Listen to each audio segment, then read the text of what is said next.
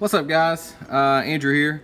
So what I'm doing is I've switched over some rods and reels, trying to get a good lineup, and I'm creating me a new frog setup.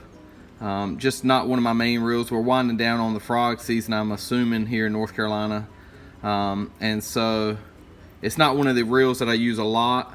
So I'm just I put it on this Concept A that I had. It was one of my jig rods or setups.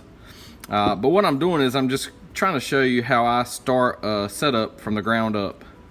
So most people use an arbor knot, I think they call it, but I really enjoy the uni knot, and so I uni knot everything from whenever I set up a new reel.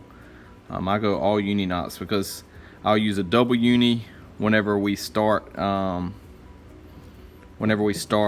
link the main line to the backing.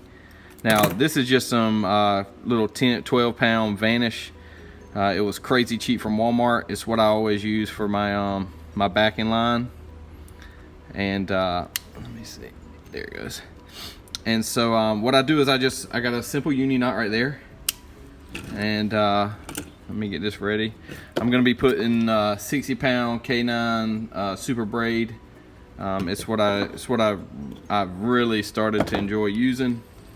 So I just put enough backing on this really to kind of get to the flat spot. It's really also a good opportunity for you not to destroy as much braid. And so that's how I started. I just put enough to kind of get it flat there. And then what I'll do is I'll throw this on my rod, and you'll see that right. And so what I got here, I'll show you this whole situation here. I can't remember, probably Berkley or somebody cheap. Yeah, Berkley makes this little line helper holder thingamadooger. And so what I have right now are my two lines that meet up with each other. Okay, and so what I'm going to do is I'm going to double uni knot these two things right here. Okay, so let me lay this down and then we'll get started on that. So I got my backing and I got my main line here, my 60 pound braid. And so what I'll do is I'll pull me out just a little bit of slack from the backing, and take my braid, loop it over, and then do a with my braid I'll do probably 5, 4, 5, maybe let's just go 6 just to be safe. And I'll pull that till it gets really pretty. Okay, wait, what are you doing here? All right, then I'll go, and for some reason I'm weird, I have to have it on the same side each time, I don't know, whatever. But then I'll take my backing, loop it around, and then I'll go maybe 3 or 4 times. The backing being a thicker line usually doesn't need as much. But once you get them, that's your double uni, and if you pull them together, what they'll do is they'll cinch onto one another. And I need my scissors. And so then I'll trim up my braid, best I can. I'll trim up this backing. Doesn't have to be exact. Kind of OCD.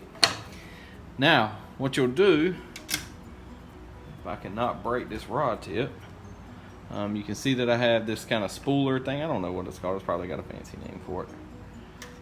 But one important thing that I always learned is that as the spool comes this way, you want your spool of line to go the other, like the opposite way. So you want it feeding onto itself.